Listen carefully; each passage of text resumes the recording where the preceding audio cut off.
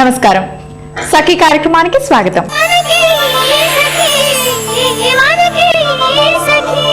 ఈనాటి సఖీలో కార్యక్రమాలు: తల్లి కూతుల అనుబంధాన్ని తెలియచేసే తొలినేసం, చిన్ని చిన్ని చిట్కాలతో ఆరోగ్యాన్ని ఎలా కాపాడుకోవాలో తెలియచేసే ఆరోగ్య మంత్ర, మహిళల్లో దాగి ఉన్న సృజనను వెలికి తీసే చూడండి చేయండి, విభిన్న రుచులను మీకు పరిచయం చేసే వంటల సందడి కార్యక్రమాలు సిద్ధంగా ఉన్నాయి. ముందైతే తొలినేస్తం కార్యక్రమాన్ని చూసేద్దాం.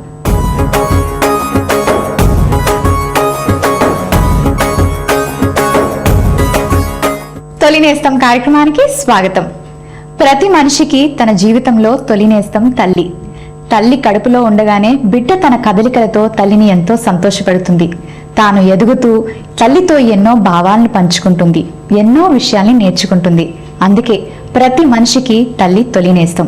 మరి ఈనాటి మన తొలినేస్తం కార్యక్రమంలో మనతో పాటు ప్రముఖ గాయని సత్య యామిని ఉన్నారు, అలాగే వారి అమ్మగారు శ్రీదేవి. మరి వాళ్ళతో కాసేపు ముచ్చటిద్దామా? హాయ్ యామిని. హాయ్. నమస్తే శ్రీదేవి గారు. బాగున్నావమ్మా? యామిని, బాహుబలిలో ఒక సూపర్ హిట్ సాంగ్ పాడి సక్సెస్ఫుల్ గా నీ కెరియర్ లో ఎదుగుతున్నావు.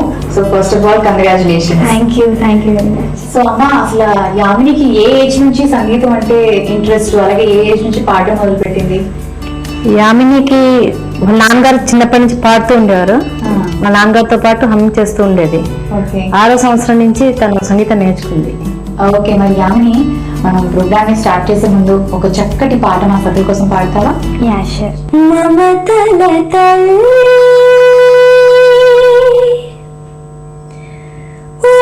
బాహుబలి లాలన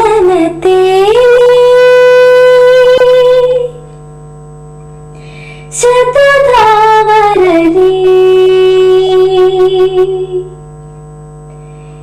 ఎదలో ఒక పాల్కడలి మదనం జరిగే స్థలి. సూపర్. అండ్ ఎంత లక్కీ అంటే బాహుబలి సినిమాకి ఆల్మోస్ట్ ఇది టైటిల్ సాంగ్ కదా, అది పాడమంటే గ్రేట్. చాలా బాగుంది పాట. Thank you. అండ్ నీ వాయిస్ కూడా చాలా స్వీట్ గా, అలాగే చాలా చక్కగా కరెక్ట్ పర్ఫెక్ట్ గా సూట్ అయింది కదా. సో మరి అంటే తను చిన్నప్పటి నుంచి హమ్ చేయడం మొదలు పెట్టింది అన్నారు. మీ హస్బెండ్ కూడా పాడేవారా? సింగరా? సింగర్ అని కదా, పాడుతూ ఉండేవారు. బాగా పాడతారు. సో తను హమ్ చేసేటప్పుడు తన ఏజ్ ఎంత? 5 years. చాలా 3 years. తనకు మాటలు వచ్చినప్పటి నుంచి తనతో పాటు వెనకాల హమ్ చేస్తూ ఉండేది. 5వ సంవత్సరం నుంచి నేర్పించాం సంగీతం. ఓకే, సో మరి ఫస్ట్ ఎవరి దగ్గర నేర్చుకున్నావు? ఫస్ట్ లతా మురళి గారని క్లాసికల్ నేర్చుకున్నాను ఆవిడ దగ్గర ఫస్ట్. తర్వాత ఎంసీ పార్థసారథి గారు, ఆయన దగ్గర కూడా క్లాసికల్ నేర్చుకున్నాను. అలాగే రామాచారి గారి దగ్గర లిటిల్ మ్యూజిషియన్స్ అకాడమీలో లలిత సంగీతం నేర్చుకున్నాను. ఇప్పుడు యూఎస్ లో పాడుతున్నావు, కానీ అసలు first of all A age అప్పుడు నుంచి నువ్వు షోస్ లో పాడడం మొదలు పెట్టావు? అసలు ఫస్ట్ షో ఏది? ఇప్పటి వరకు ఎన్ని ప్లేసెస్ లో ఎన్ని పర్ఫార్మెన్సెస్ ఇచ్చావు? ఫస్ట్ సరిగమప లిటిల్ ఛాంప్స్ అనే ఒక కాంపిటీషన్లో పార్టిసిపేట్ చేశాను. సో అక్కడ స్టార్ట్ అయింది. నేను సినిమాల వైపు, సినిమా పాటలు ఎక్కువ పాడడం అప్పుడు స్టార్ట్ అయింది. సరిగమప లిటిల్ ఛాంప్స్ తర్వాత స్వరనీరాజనం అనే ఇంకొక కాన్సెప్చువల్ ప్రోగ్రామ్, పాత మ్యూజిక్ డైరెక్టర్స్ గురించి ప్రోగ్రామ్ అది. సో అందులో కూడా పాడాను. దాని తర్వాత కొంచెం రీసెంట్గా సూపర్ సింగర్ 8లో పాడాను నేను. సో ఆ ప్రోగ్రామ్స్ సరిగమప లిటిల్ ఛాంప్స్ నుంచి అవుట్డోర్ ప్రోగ్రామ్స్ కూడా అప్పుడు వెళ్తుండేదాన్ని. అండ్ మామూలుగా ఇండియాలో కూడా ఢిల్లీ అంత ప్రోగ్రామ్స్ చేశాను.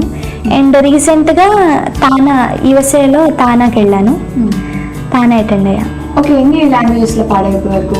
ఇప్పటి వరకు తెలుగు, మలయాళం, తమిళ్. Okay, 3 languages. మరి ఇంతకీ యామిని ఏమని పిలుస్తుంటారు మీరు ఇంట్లో? యామినిని కుట్టి అని పిలుస్తాను నేను. ఎందుకు చిన్నప్పుడు అలా పెట్టేశారు? చాలా మంది మలయాళీసా మీరు అని అడుగుతుంటారు, కానీ కాదు, చిన్నప్పటి నుంచి అలా కుట్టి అని అలవాటు అయిపోయింది. ఇప్పటికీ కుట్టి అనే పిలుస్తాను.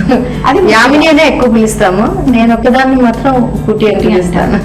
ఓకే. సో మరి కోపం వస్తే అంత కోపం అలాంటివి వరకు ఏం చేయదు, సాధారణంగా చెప్పినవి చాలా మటుకు వింటుంది. ఓకే. వచ్చినా ఇంకా వేరేలా ఉంటాయి అప్పుడు. ఏమవుతుంది, వేరేలా ఉంటాయి, ఎలా ఉంటుంది అంటే రియాక్షన్? మా అమ్మ కోపం వస్తే బాగా రియాక్ట్ అవుతుంది తొందరగా. ఎక్కువ మిస్టేక్స్ చేయను, చేసేవి కూడా కొంచెం చిలిపిగా చిన్న చిన్నవి బాగా చేస్తుంటాను. కనిపించాను నేను మిస్టేక్ చేసినట్టు, కానీ చేస్తాను.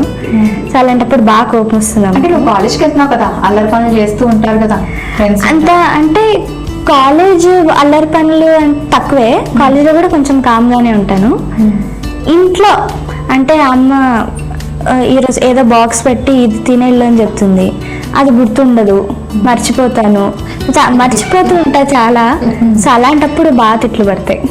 ఓ, కోపడతారన్నమాట.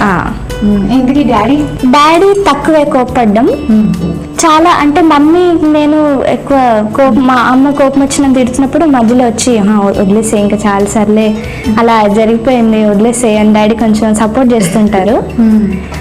మేము ఇద్దరు కొంచెం అంటే డాడీ కొంచెం కోపం వచ్చినప్పుడు మమ్మీ సర్లే ఈసారికి వదిలేసే మమ్మీ సపోర్ట్ చేస్తుంటారు. ఎస్కేప్ ఏమవ్వను, పడాల్సింది ఇట్లన్నీ పడతాయి, తర్వాత కాంప్రమైజ్ అవుతారు. ఓకే అమ్మ, ప్రతి ఒక్క తల్లి కూడా పిల్లలు ఇది అవ్వాలి, ఇలా అవ్వాలి, ఈ స్టేజ్ లో ఉండాలి, ఇది చెయ్యాలి అని అనుకుంటారు కదా. మరి మీరు యామిని ప్రొఫెషనల్ గా ఒక ఫేమస్ సింగర్ అవ్వాలనుకుంటున్నారా, లేకపోతే ఇంజనీరింగ్ సైడ్ వెళ్ళాలనుకుంటున్నారా? తన వాయిస్ ని బట్టి మేము ప్రొఫెషనల్ సింగర్ అనుకుంటున్నాం, కానీ తన చదువు చాలా ఇష్టము. ఓకే. ఇన్ని పాడుతూ ఇన్ని ప్రోగ్రామ్స్ ఇస్తూ కూడా తను ఎప్పుడు 90% క్రాస్ అవుతూనే ఉంది ఇప్పటి వరకు కూడా.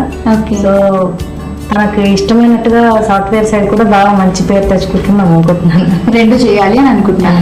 ఓకే. నువ్వు పాడిన పాటల్లోని ఎక్కువ ఎవరు క్రిటిక్స్ ఎవరు, మమ్మీయా డాడీయా? ఇది బాగుంది, ఇది బాగాలేదు, ఇంకా బాగా పాడాల్సిందని ఎవరు చెప్తారు? డాడీ కన్నా మమ్మీ ఎక్కువ? డాడీ అప్పుడు ఎక్కువ వినరు నేను పాడేటప్పుడు, మమ్మీ వింటుంది ఎక్కువ. నేను ఏది ప్రాక్టీస్ చేసినా వింటుంది. నేను వేరే రూమ్ లో ప్రాక్టీస్ చేసినా ఈ రూమ్ లోంచి కూడా నా మీద కాన్సన్ట్రేషన్ పెట్టి వింటుంది. సో ఏదన్నా ఇంత మిస్టేక్ వచ్చినా ఫస్ట్ అక్కడ అలా కాదు కదా, ఇక్కడ ఇలా కదా అని ఫస్ట్ చెప్పేస్తుంది. ఓకే. సో అప్పుడు ఏం చేస్తా, మళ్ళీ కరెక్ట్ చేసుకుంటా. ఫస్ట్ కోపం వస్తుంది కొంచెం, అన్ని ఎందుకు అలా చెప్తుంది, కరెక్టే పాడా కదా అని కోపం వస్తుంది. దాని తర్వాత వింటే ఓ నిజంగానే మిస్టేక్ ఉందని మళ్ళీ అప్పుడు రెక్టిఫై చేసుకుంటా. అమ్మ అల్లరి చేస్తుందా బాగా ఇంట్లో? అందరించేది నా బుద్ధి ఉంటుందా? ఫ్రెండ్స్ తో బయటికి వెళ్దాం, ఫ్రెండ్స్ తోటి వెళ్తుంది, కానీ అంత ఎక్కువ టైం ఉండదు. అట్లా ఏమీ తన పనులు మానుకుని ఏది లేదు. ఓకే. మరి యామిని నీకు గుర్తుండిపోయే ప్రశంసలు ఏమైనా చెప్పు. ఎవరైనా నీకు బాగా ఇందులో బాగా పాడావు అని చెప్పినప్పుడు ఈయన చేతి నేను పొగిడించుకున్నాను అంటే అనిపించుకున్నావు? కె విశ్వనాథ్ గారి ముందు ఆనతనీయరా ఒకసారి పాడాను. సో ఆయన చాలా చాలా నేను స్టేజ్ పైన పాడుతుంటే ఆయన బేసిక్గా వెళ్ళిపోతున్నారు అప్పుడు ప్రోగ్రామ్ నుంచి. సో నేను పాడడం స్టార్ట్ చేశాను.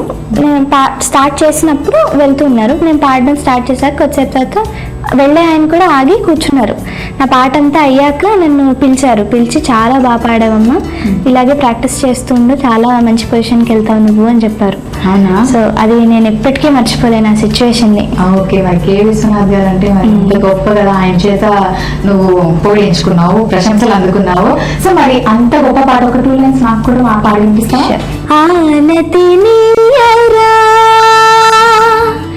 హరా సన్నుతి సేయగా సమ్మతినీయరా దురా సన్నిధి చేరగా ఆనతినీయరా. సో మరి అమ్మ యామిని గురించి ఒక మాటలో చెప్పాలంటే ఏం చెప్తారు?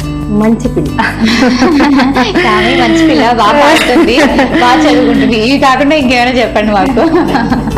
యామిని గురించి చెప్పాలంటే ఏది చెప్పినా ఫస్ట్ ఒక నిమిషం కోపం వచ్చేస్తుంది, కానీ అది అర్థం చేసుకుని ఇంప్లిమెంట్ చేస్తుంది. అది దాని సక్సెస్ కారణం అనుకుంటున్నాను నేను. ఎవరైతే చెప్పినా ఫస్ట్ కొంచెం తొందరగా కోపం వస్తుంది, ఒక 2 నిమిషాల్లో అది ఆలోచిస్తుంది, ఏది కరెక్ట్ అనేది ఆలోచిస్తుంది, అది చేస్తుంది మళ్ళీ. నాకు అది చాలా నచ్చుతుంది. తనలో నాకు చాలా నచ్చే గుణం అది. ఓకే, సో ఆమెని మంచి అమ్మాయిని మీరు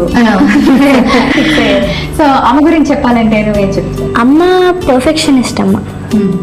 సో ఏది ఎలా చేయాలి, నువ్వు ఏది చేస్తే కరెక్ట్గా నువ్వు అనుకున్నది రీచ్ అవ్వగలవు, అలా చాలా పర్ఫెక్షనిస్ట్. టైమింగ్స్ కానీ కొంచెం 1 minute అటు ఇటు, నేను 8 o'clock అలా రెడీ అవుతా అని చెప్పి కొంచెం 8:05 అలా అయినా కూడా 8 o'clock అని చెప్పావు, నువ్వు 8 o'clock అన్నప్పుడు 8 o'clock రెడీ అవ్వాలి. సో అలా చాలా పర్ఫెక్ట్, అన్నిట్లో పర్ఫెక్షనిస్ట్.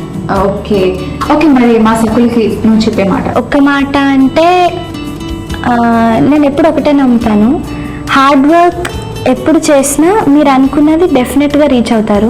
మీ గోల్స్ ఏమున్నా when you work hard you will definitely reach your goals. So అందరికి నేను చెప్పేది అది, work hard reach your goals అంతే. ఓకే, సో మరి చక్కగా ఈరోజు మీ ఇద్దరు కలిసి మీ వాల్యుబుల్ టైంని మాకు ఇచ్చి ఎన్నో విషయాలు మాతో షేర్ చేసినందుకు ధన్యవాదాలు. అలాగే ఇంత మంచి ఆపర్చునిటీ ఇచ్చిన ETV2 వాళ్ళకి థ్యాంక్ యూ వెరీ మచ్. మా అమ్మతో చేసిన ఫస్ట్ ఇంటర్వ్యూ ఇది, so I'm really happy. Thank you very much. Okay, నమస్కారం. ఆరోగ్య మంత్ర కార్యక్రమానికి స్వాగతం. ఈ రోజు ఆరోగ్య మంత్ర కార్యక్రమంలో మనతో ఉన్నారు ప్రముఖ న్యూట్రిషనిస్ట్ డాక్టర్ సుజాత గారు. వాళ్ళ ఆరోగ్యానికి సంబంధించి ఆవిడ ఏం తెలియజేస్తారో తెలుసుకుందాం.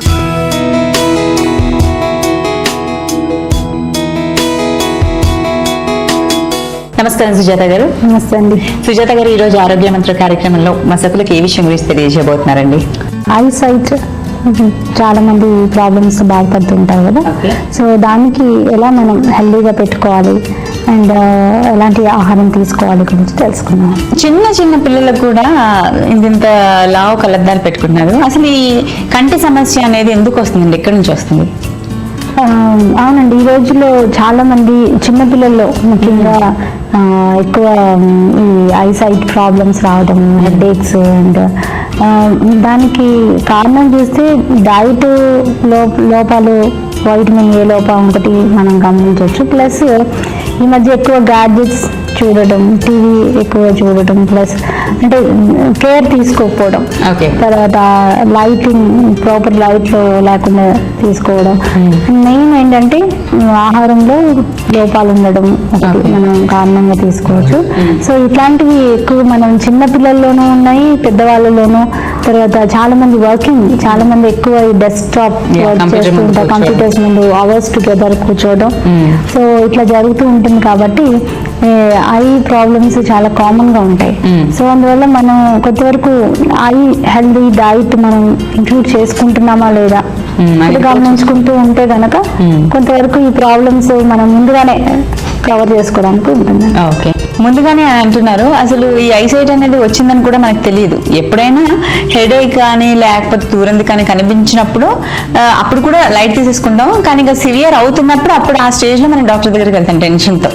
అసలు ఎప్పుడు మనకు తెలుస్తుంది ఐసైట్ ప్రాబ్లం అనేది? అసలు దేనికి ఇది దేని వల్ల మెయిన్ గా వస్తుంది? ఇది మెయిన్ యాక్చువల్గా ఏంటంటే మనం ఏజింగ్ బట్టి కొంతవరకు ప్రాసెస్ ఉంటుంది. ప్లస్ కొంతమందికి జెనెటికల్ గా కూడా ఏమైనా ఉంటే కనుక వాళ్ళకి వంశపారంగా ఉంటే కనుక కొద్దిగా ఐసైట్ ప్రాబ్లమ్స్ ఉంటే ఎర్లీగా చిన్న ఏజ్ లోనే వచ్చే ఛాన్సెస్ ఉంటాయి. కొంతమందికి ఏం లేకుండా కూడా వస్తుంటాయి, ఎందుకంటే పిల్లల్లో సరైన ఆహారం తీసుకోకపోవడం, వైటమిన్ ఏ లోపం. ఇప్పుడు మన అన్ని స్కూల్స్ లో కూడా, గవర్నమెంట్ స్కూల్స్ లో కూడా చాలా మంది స్క్రీనింగ్ చేస్తున్నారు. పిల్లలు చాలా మంది బోర్డు మీద చదవలేకపోవడం, తర్వాత కనిపించకపోవడం, తర్వాత ఇట్లాంటివి చాలా కంప్లైంట్స్ వస్తున్నాయి అనమాట. సో అండ్ ఇవి మనం చిన్నప్పుడే మనం పిల్లల్లో గుర్తించకపోతే ఇది నైట్ బ్లైండ్నెస్ కింద కూడా వెళ్ళే ఛాన్సెస్ ఉండడం, ఈ తర్వాత కార్నియాలో చేంజెస్ రావడం. సో ఇట్లా చాలా వరకు ఇది మన స్టేజెస్ ని బట్టి మన వైటమిన్ ఏ డెఫిషియన్సీస్ ఉన్నాయా లేదా. సో స్క్రీనింగ్ పిల్లలకి కూడా ఇది చాలా ఇంపార్టెంట్ అనమాట. సరే, అంటే ఏది ఏమైనా ఈ కంటి ప్రాబ్లం అనేది ఏ స్టేజ్ లో ఎవరికి ఎప్పుడు వస్తుంది అనేది మాత్రం తెలియదు. సో ఈ విటమిన్ ఏ ఉన్న ఆహారం ఎక్కువ తీసుకుంటే మనం మంచిది అంటున్నారు. అంటే ఎలాంటి ఆహారం మనం తీసుకోవాలి అంటారు? సో వైటమిన్ ఏ మనకి రెటినాల్ రూపంలో ఉండే ఎక్కువ వెజిటబుల్స్ కానీ, ఫ్రూట్స్ కానీ, లేకపోతే ఎక్కువ ఫుడ్స్ ఎక్కువ మనం తీసుకోవాలి. ఎందుకంటే మనకి రెటినాల్లోనే మన స్ట్రెంథనింగ్ ఉంటుంది అనమాట, ఐ సైట్ హెల్దీగా ఉండడానికి ఉపయోగపడేవి అవి. సో అందువల్ల అవి ఎక్కువగా ఉండే ఫుడ్స్ మన ముఖ్యంగా పిల్లల్లో చాలా మంది మనం అనుకుంటాం క్యారెట్స్ తింటే సరిపోతుంది అనుకుంటాం, కానీ అట్లా కాకుండా ఇంకా మనం మంచి ఫిషెస్ చాలా వరకు మన ఫిష్లో కూడా మనకి హెల్దీ ఇవి దొరుకుతుంటాయి. కాడ్ లివర్ ఆయిల్ దాంట్లో కూడా మనకి Capsules కూడా దొరుకుతూ ఉంటాయి. సో అలాంటివి పిల్లలకి చిన్నప్పటి నుంచి ఇంక్లూడ్ చేస్తూ ఉండటం. అండ్ అంతేకాకుండా ఈ మధ్య అందరూ మాక్సిమం పేరెంట్స్ అందరూ వర్కింగ్ కాబట్టి పిల్లలు ఇంట్లోనే ఉంటారు. బయటకి ఎక్కడికైనా వెళ్ళాలన్న పేరెంట్స్ మారం చేస్తూ ఉన్నప్పుడు వాళ్ళకి ఏంటంటే ఎలక్ట్రానిక్ గ్యాడ్జెట్స్ ఇచ్చేస్తారు, కొంతమంది ఫోన్స్ ఇవ్వడం కానీ ట్యాబ్స్ ఇవ్వడం కానీ. సో పిల్లలు ఏంటంటే అవి ఇవ్వగానే అలర్ట్ చేయడం, వాళ్ళతో వెళ్తా అనడం, కామ్గా ఉంటారు, ఇంక ఇంట్లోనే ఉంటారు. సో అలానే వాటికి అలవాటు చేసేస్తారు. అవి ఎంతవరకు సేఫ్ అంటారు? అవునండి, అది చాలా వరకు పిల్లలు ఈ మధ్య ఈ ఐ ప్రాబ్లమ్స్తో విజిట్ చేసే వాళ్ళు ఎక్కువ మంది అయ్యారంట. సో దానికి మెయిన్ కారణం ఇది. చాలా వరకు ఐ స్ట్రెయిన్ అవ్వడం, రెగ్యులర్గా వాళ్ళు ఎక్కువ టైం వాళ్ళు అంటే రీడింగ్ అన్నది చాలా తగ్గిపోయింది. మామూలు పేపర్ కానీ బుక్ రీడింగ్ కాకుండా ఎక్కువ స్క్రీన్లోనే వాళ్ళు చేయడం, ప్రాజెక్ట్స్ అని చిన్నపిల్లలకి ఎక్కువ స్ట్రెయిన్ ఇవ్వడం లాంటివి జరుగుతుంది. కాబట్టి దాని ద్వారా వాళ్ళకి ఎక్కువ దీనికి అలవాటు అవ్వడం జరుగుతుంది. సో అవి చాలా వరకు మనం ఒకవేళ అది ఉంది అని అంటే వెంటనే దాన్ని కొంతవరకు డైవర్ట్ చేయాలి. పిల్లల్ని డైవర్ట్ చేసి వాళ్ళకి మంచి సన్లైట్ ఎక్స్పోజర్ ఉండడం, తర్వాత ఇలాంటివి. అండ్ డైట్లో కూడా ఎక్కువ fruits, vegetables, orange yellow fruits లాంటివి ఎక్కువ, వాళ్ళు బెర్రీస్, స్ట్రాబెర్రీస్, తర్వాత ఇవన్నీ కూడా orange colour leafy vegetables and ఇవి కూడా బాయిల్డ్ చెన్నా లాంటివి, బాల్స్ లాంటివి అవి కూడా వారి యొక్క ఆహారంలో ఇంక్లూడ్ చేయటం వల్ల, సో ఇవన్నీ కూడా వారి యొక్క ఆహారంలో రెగ్యులర్గా ఇంక్లూడ్ చేస్తే తప్పకుండా వాళ్ళకి ఈ ఐసైట్ ప్రాబ్లమ్స్ ఇనిషియల్ స్టేజ్లో ఉన్న వాళ్ళకి చాలా వరకు కంట్రోల్ అవుతాయి. సో ఇలాంటివి అంటే లైఫ్ స్టైల్లో మార్పులు చేసుకుంటూ ప్లస్ హెల్దీ డైట్ మనం ఇవన్నీ ఇంక్లూడ్ చేసుకుంటున్నామా లేదా, రెగ్యులర్గా మన ఆహారంలో చూసుకుంటున్నాం, ప్లస్ హైడ్రేట్ చేసుకోవడం, కొన్ని జాగ్రత్తలు తీసుకుంటూ ఉంటే కనుక ఈ ఐ రిలేటెడ్ ప్రాబ్లమ్స్ ఏదైనా అంటే ఏజ్ రిలేటెడ్ డీజనరేషన్స్ అవుతూ ఉంటాయి. కానీ ఇంకా మనం కొంతమంది ఉంటారు 85లో కూడా నీళ్ళల్లో దారాలు ఎక్కించడం, అంత హెల్దీ ఐసైట్ ఉన్న వాళ్ళు మన ప్రీవియస్ జనరేషన్లో ఉన్నారు. మరి వాళ్ళు ఎలాంటి కేర్ తీసుకున్నారని చూస్తే కనుక వాళ్ళ ఆహారం మంచి హెల్దీ డైట్ తీసుకోవడం, స్ట్రెస్ లేదు వాళ్ళకి. సో ఎక్కువ రాగులు, సజ్జలు, జొన్నలు ఇలాంటివి వారి యొక్క ఆహారంలో ఉండేవి. ప్లస్ ఫ్రెష్ ఆకుకూరలు, కూరగాయలు, పాలు ఇవన్నీ కూడా వారి ఆహారంలో ఇంక్లూడ్ చేసుకోవడం వల్ల వాళ్ళు అంత ఏజ్ అయినా కూడా అంత హెల్దీ ఐసైట్ ఉంది. సో మనం ఈ జనరేషన్ వచ్చేసరికి 20-30 ఇయర్స్కే వాళ్ళు ఈ లేజర్ ట్రీట్మెంట్స్ ఇవన్నీ తీసుకునే ఇది వస్తుంది, క్యాటరాక్ట్స్ ఇవన్నీ. సో అందువల్ల మనం ఎర్లీగా రావడానికి మెయిన్ మన లైఫ్ స్టైల్ ప్రాబ్లమే. కాబట్టి ఇప్పుడు ఎక్కువ ఈ ప్రాబ్లమ్స్ చూస్తున్నాం. కాబట్టి మనం ఇలాంటి జాగ్రత్తలు తీసుకుంటే చాలా వరకు అన్ని ఏజ్ గ్రూప్ వాళ్ళు కూడా ఈ సైట్ ప్రాబ్లమ్స్ నుంచి మనం హెల్దీగా ఉండడానికి. ఓకే, సో ఈ ప్రాబ్లమ్స్ ఉన్న వాళ్ళు ఎలాంటి జాగ్రత్తలు తీసుకోవాలి, ఇలాంటి డైట్ కూడా ఉండాలో క్లియర్గా ఎక్స్ప్లెయిన్ చేశారు మా సకులందరికీ. ధన్యవాదాలు సుజాత. థ్యాంక్ యూ అండి. సకులందరికీ నమస్కారం. చూడండి చేయండి కార్యక్రమానికి స్వాగతం. OHP షీట్ తో మామిడి తోరణాన్ని తయారు చేసి చూపిస్తానంటున్నారు పద్మావతి గారు. మరి ఆలస్యం ఎందుకు, చూసి మనం కూడా నేర్చుకుందాం.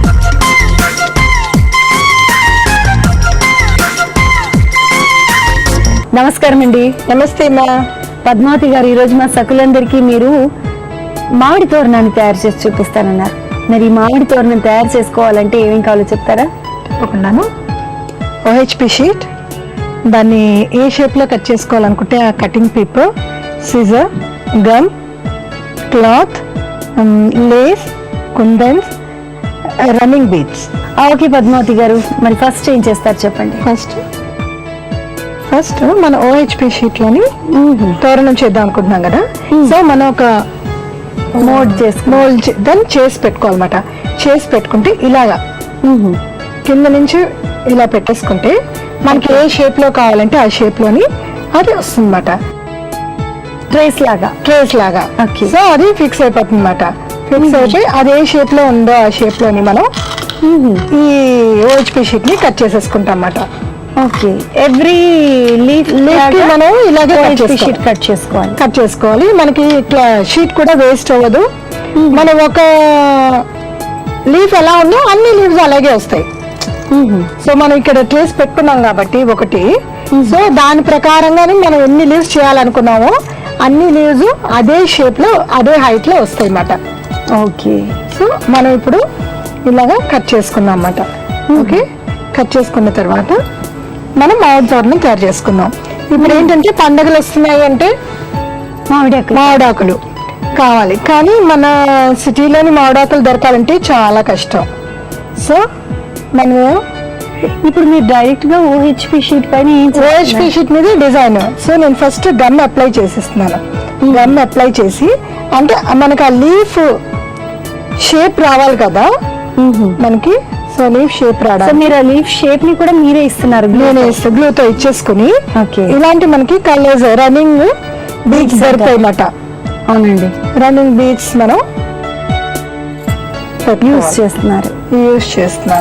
సో ఇది కూడా గ్రీన్ కలర్ యూస్ ఇది కూడా గ్రీన్ కలర్, మనం మల్టీ కలర్స్ యూస్ చేసుకోవచ్చు.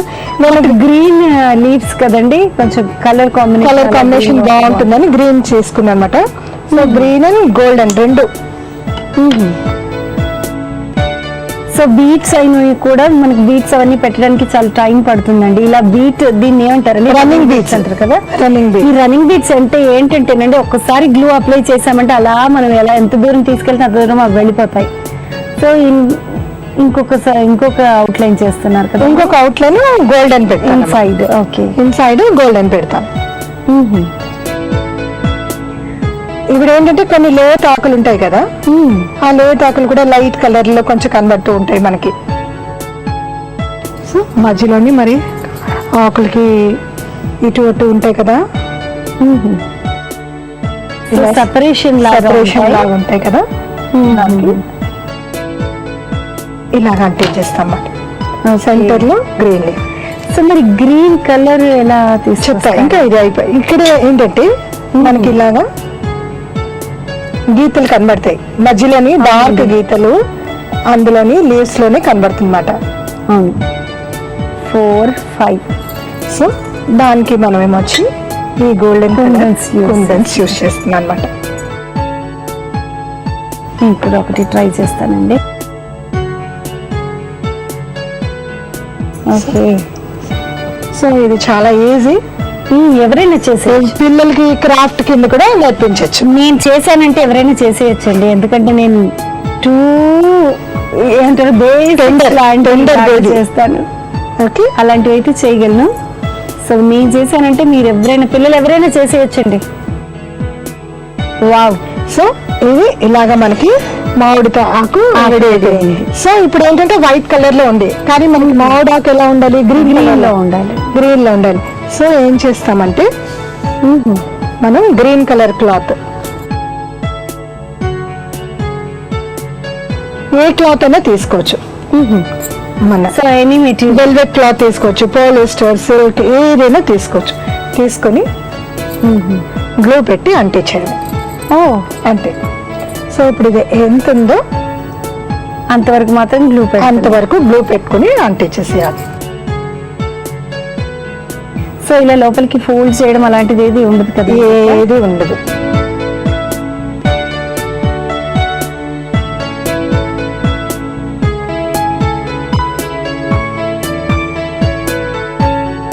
చాలా ఈజీ కదండి. చాలా ఈజీ. మనకి లుక్ కూడాను చాలా బాగుంటుంది. ఓకే, మనం ఇలాగా గమ్ వేసి అంటించేసిన తర్వాత లీఫ్ ఎంత వరకు ఉందో ఆ క్లాత్ ని దగ్గరగాను. సో మనకి ఇక్కడ ఎక్కడ కూడా క్లాత్ ని కిందకి ఫోల్డ్ చేయడం అలాంటిది ఏది లేదు, లేదా క్లాత్ ని డిఫరెంట్ గా ఇబ్బంది పడేలాగా వేస్ట్ చేయడం అనేది లేదు. ఎగ్జాక్ట్ గా కావాల్సినంత కట్ చేసేసుకోవడం. మనది ఫిక్స్ చేసిన తర్వాత ఎంత క్లాత్ కావాలో అంత క్లాత్ కట్ చేసుకొని చేసుకోవచ్చు. ఓకే.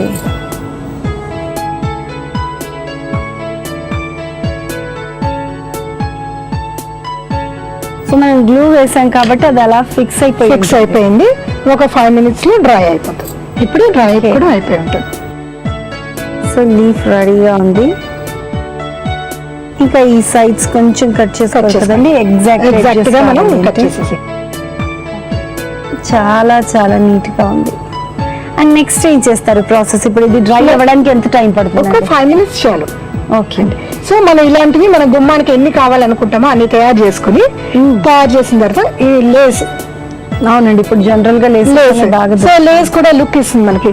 ఈ లేస్ తోని అన్ని లీవ్స్ ని ఫిక్స్ చేసేస్తాం. ఓకే, దీన్ని స్టేపుల్ చేస్తారా లేదా? షేప్ చేసుకోవచ్చు, మిషన్ మీద స్టిచ్చింగ్ చేసుకోవచ్చు.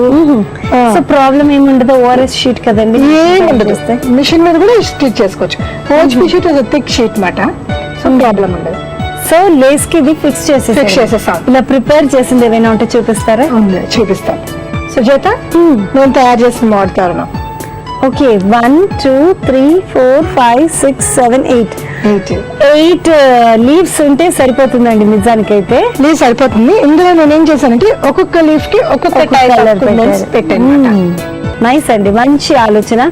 అండ్ పద్మావతి గారు, మా సకులందరికీ మంచి ఐటమ్ ని పరిచయం చేశారు. Thank you so much. Thank you.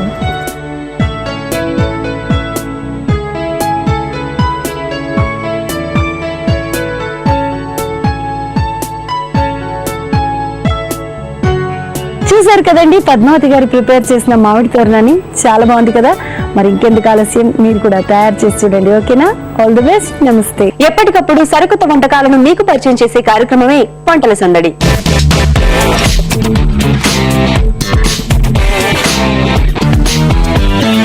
ప్రతిరోజు విభిన్నమైన వంటకాలను పరిచయం చేసే వంటల సందడి ఈ రోజు కూడా సరికొత్త వంటకంతో సిద్ధంగా ఉంది. మరి ముందుగా నాగమణి గారిని పరిచయం చేసుకుందాం. నమస్కారం నాగమణి గారు. నమస్కారం అనిత. ఎక్కడి నుంచి వచ్చారు? మాది గుంటూరు డిస్ట్రిక్ట్. ఓకే, ఏం చేస్తూ ఉంటారు? నేను టైలరింగ్ చేస్తాను. ఇప్పుడు ప్రస్తుతం సీరియల్స్ లో కూడా 1-2 సీరియల్స్ లో కూడా చేశాను, యాక్ట్ చేస్తున్నారు. ఓకే అండి, మరి ఈ రోజు మా సకులకు ఏ వంటకాన్ని పరిచయం చేస్తున్నారు? కాకరకాయ పప్పుల పొడి ఫ్రై. కాకరకాయ పప్పుల పొడి ఫ్రై. సో ముందుగా కావాల్సిన పదార్థాలు చెప్తారా? ఓకే చెప్పండి. పుట్నాల పప్పు, వేరుశనగ పప్పు, పసుపు, మజ్జిగ, ఉల్లిపాయ ముక్కలు, ఆయిల్, కాకరకాయ ముక్కలు, ఎండుమిర్చి, జీలకర్ర, కొబ్బరి, కరివేపాకు, తాలింపు గింజలు, సాల్ట్, వెల్లుల్లి రెబ్బలు, పచ్చిమిర్చి, పుదీనా, జీడిపప్పు, కొత్తిమీర. సో నాగమణి గారు, కావాల్సిన పదార్థాలన్నీ చూసాం కదా, ముందుగా ఏం చేయాలి? ముందుగా మనం కాకరకాయ ముక్కల్ని మజ్జిగ, సాల్ట్, పసుపు, చింతపండు వేసి ఉడకబెట్టుకోవాలి, ఉడికించుకోవాలి. ఓకే, సో ఉడికించుకుందామా మరి? నేను ఉడికించినవి తీసుకొచ్చాను. తెచ్చారా? ఓకే, చూపించండి ఒకసారి. ముక్కలుగా కట్ చేసుకున్న తర్వాత పసుపు, మజ్జిగ, చింతపండు రసం, ఉప్పు ఇవి వేసేసి ఉడికించిన కాకరకాయ ముక్కలు. దీంతో ఏం చేయాలి? దీంతో ముందుగా స్టవ్ వెలిగించుకొని బాండి పెట్టుకోండి. ఓకే, ఆయిల్, స్టవ్ వెలిగించి బాండి పెట్టుకున్న తర్వాత ముందుగా ఆయిల్ వేసుకోవాలి. డీప్ ఫ్రైకి సరిపడా. ఓకే, కాకరకాయలు డీప్ ఫ్రై చేసుకోవడానికి అందులో వేయాలి. ముందుగా ఉడికించుకున్న కాకరకాయ ముక్కల్ని ఫ్రై చేసుకోవాలి. ఓకే,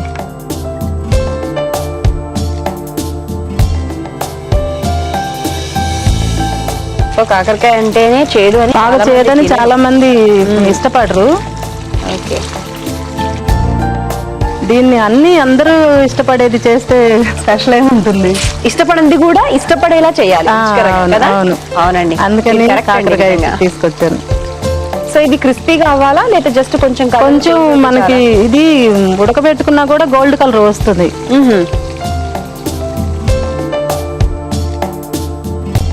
ఎంత టైం పడుతుంది మనకి ఫ్రై ఇవ్వడానికి? ఇది ఒక 5 minutes సరిపోతుంది. అంతేనా? ఓకే అనిత, ఇవి ఫ్రై అయినాయి. కొంచెం ప్లేట్ ఇస్తే దానిలో తీసుకున్నాం. తీసి పక్కన చక్కగా ఫ్రై అయిపోయాయి కదా, బాగా క్రిస్పీగా కూడా అయ్యాయి.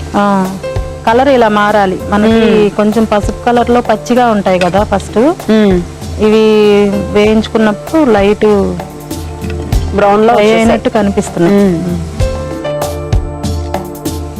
కొంచెం టైం పడుతుంది కదా మనకు. హైలో పెట్టుకుని అయినా మనం ఒక 5 minutes ఫ్రై చేస్తే పూర్తిగా ఆయిల్ వేడెక్కే వరకు ఉంచకూడదు ముక్కలు వేసుకునేటప్పుడు, ఎందుకంటే కొంచెం చిటపట్లాడుతూ మొహం మీద పడే అవకాశం ఉంది. కొంచెం జాగ్రత్తగా చేసుకోవాలి. వాటర్ ఉంటుంది కదా, బాయిల్ వాటర్ ఉంటుంది కాబట్టి. ఇప్పుడు ఏం చేయాలి ఫస్ట్? ఇప్పుడు దీనిలో తాలింపు గింజలు, ఎండుమిర్చి, ఓకే, అవి వేసుకొని ఫ్రై చేసుకోవాలి. ముందుగా ఏమేస్తున్నారు? ముందుగా ఎండుమిర్చి, సో ముందుగా ఎండుమిర్చి వేసుకోవాలి. ఎండుమిర్చి, తర్వాత ఇవి తాలింపు గింజలు. ఓకే. తర్వాత వీటితో పాటు ఇవి కూడా వేగాలి అని ఓకే. బాగా పల్లీలు ఫ్రై వేసుకోవాలి. అవ్వాలి.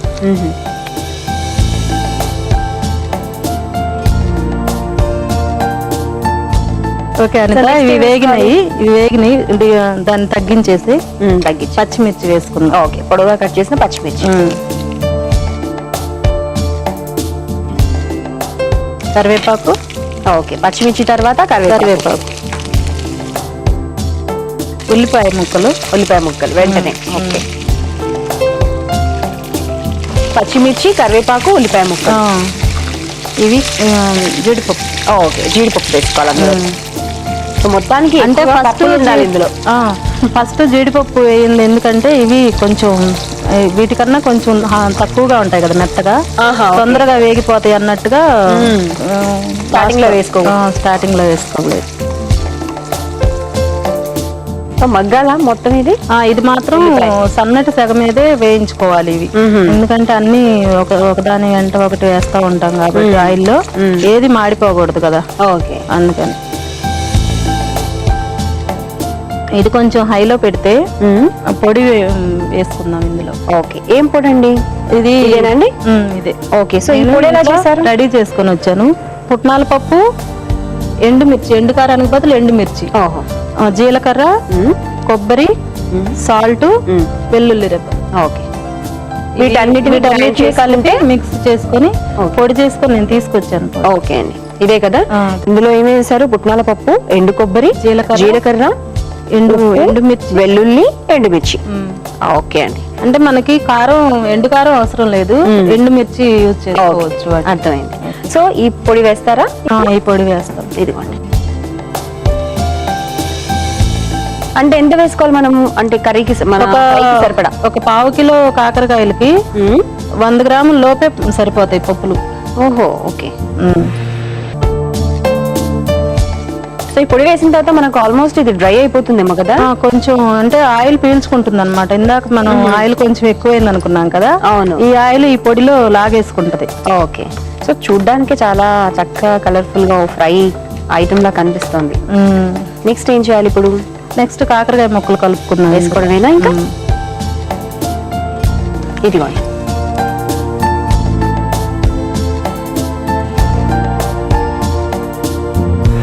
సో మనకు పొడి దగ్గర పడిన తర్వాత ముందుగా ఫ్రై చేసి పెట్టుకున్న కాకరకాయ ముక్కలు వేసుకోవాలి. ఇవి కూడా కొంచెం సేపు దీనిలో తిరగనివ్వాలి. సో ఆ పొడి మొత్తం కూడా వీటికి కూడా పట్టాలి. సో ఇలా సిమ్ లో ఉంచి కలుపుతూ ఉండాలా? సిమ్ లో ఉంచుకోవాలి, ఎందుకంటే పొడి మెత్తగా ఉంటది కదా, వెంటనే మాడిపోతుంది. బాగా సిమ్ లో పెట్టుకుంటే మనకి ముక్కలకు కూడా పొడి పట్టిద్ది. ఓకే అనిత, కాకరకాయ పప్పుల పొడి ఫ్రై రెడీ అయింది. ఓకే, దీన్ని మనం ప్లేట్ లోకి సర్వ్ చేసుకుందామా? ఓకే, స్టవ్ ఆఫ్ చేయాలా మరి? ఆఫ్ చేయాలి.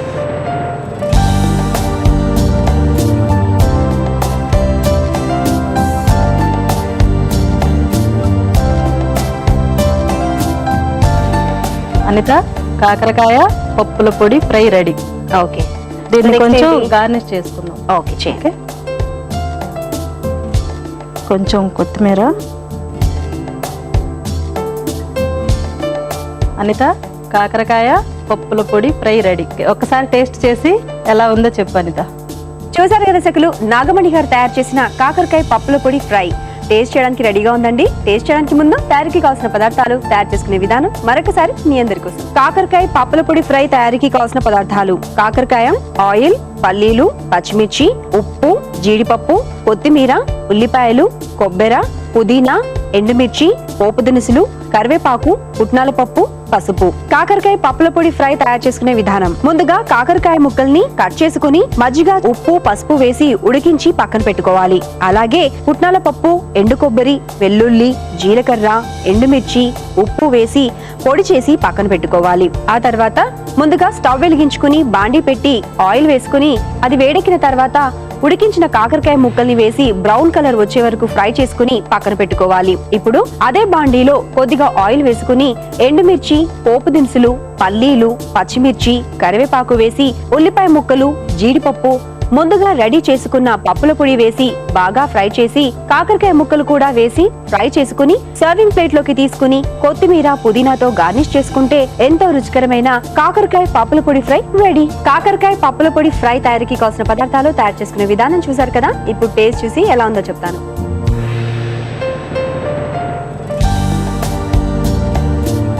చాలా బాగుందండి నాగమణి గారు.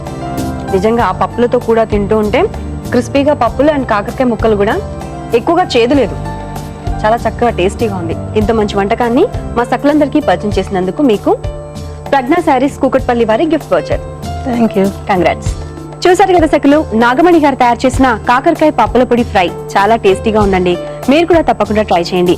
మీకు కూడా ఏవైనా విభిన్నమైన వంటకాలు తెలిస్తే మీరు కూడా వంటల సందడి కార్యక్రమంలో పాల్గొనాలి అంటే 0402255654 నంబర్ కి ఫోన్ చేసి వంటల సందడి కార్యక్రమంలో పాల్గొనవచ్చు. చూసారు కదా సకులు, ఇది ఈనాటి వంటల సందడి. తిరిగి రేపటి వంటల సందడిలో మళ్ళీ కలుద్దాం. అంతవరకు సెలవు, నమస్కారం. చూసారు కదా సకులు, ఇది ఈనాటి సఖీ కార్యక్రమం. ఈ కార్యక్రమంపై మీ అభిప్రాయాలు, సలహాలు, సూచనలు తెలియజేయవలసిన మా చిరునామా Sakhi ETV, Ramoji Film City, Hyderabad 501512. మా ఇమెయిల్ ఐడి sakhi@etv.co.in. మా ఫోన్ నంబర్ 0402355640. ఇది ఈనాటి సఖీ కార్యక్రమం. తిరిగి రేపటి సఖీ కార్యక్రమంలో మళ్ళీ కలుద్దాం. అంతవరకు సెలవు, నమస్కారం.